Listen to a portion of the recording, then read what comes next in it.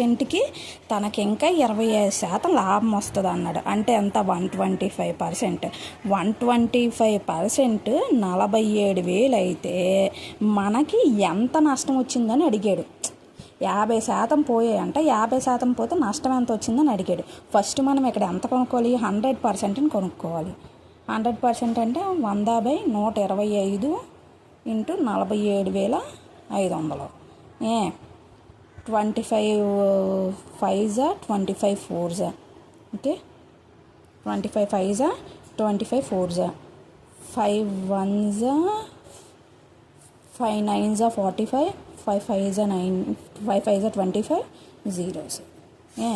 అయిన తర్వాత ఇప్పుడు ఇది చూడండి, 4 0s 0, 4 0s 0, 4 5s 20, 0 2, 4 9s 36, 38. అంటే 100% మనకి 38,800 వచ్చింది. 100% ఎంత వచ్చింది? 38,800 వచ్చింది.